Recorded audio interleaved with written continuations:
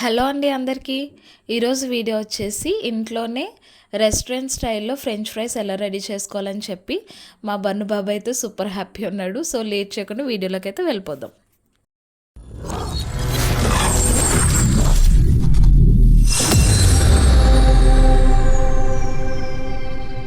ముందుగా ఈ ఫ్రైస్ చేసుకోవడానికి మనకు కావాల్సింది ఫ్రోజన్ ఫ్రైస్ అండి.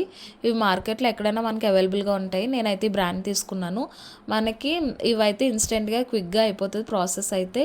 మనం కట్ చేసి కూడా చేసుకోవచ్చు పొటాటోస్ని, బట్ ఇంత ఎగ్జాక్ట్ లుక్ అయితే మీకు రాదు నాకు తెలిసి. మా వాడు రెస్టారెంట్ స్టైల్లో అడిగాడు కాబట్టి నేను ఫ్రోజన్ తీసుకున్నాను. దట్టు తమ్నెయిల్లో చెప్పాను కదా 2 minutes అని చెప్పి, ఇదే దాని సీక్రెట్.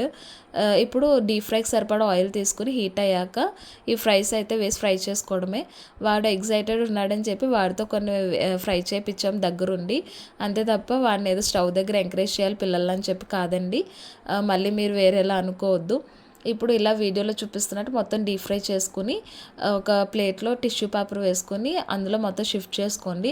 ఎక్సెస్ ఆయిల్ ఉంటే కూడా ఏమన్నా టిష్యూ అబ్జర్బ్ చేసేస్తుంది. ఇలా మొత్తం మీకు ఎన్ని ఫ్రైస్ కావాలి అని చెప్పి మీ మెంబర్స్ని బట్టి మొత్తం ఫ్రై చేసుకుని ప్లేట్లోకి అయితే తీసుకోండి.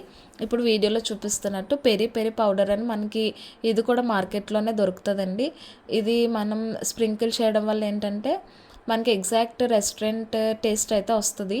అంటే మనకి బేసికల్లీ ఫ్రైస్ చాలా బ్లాండ్గా ఉంటాయండి. ఇవి పెద్ద టేస్ట్ ఏమి ఉండదు.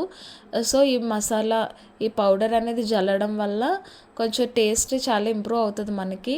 కొంచెం కారంగా, పుల్లగా, సాల్టీగా అలాగా. సో అందుకని చెప్పి ఇది స్ప్రింకిల్ చేశాను.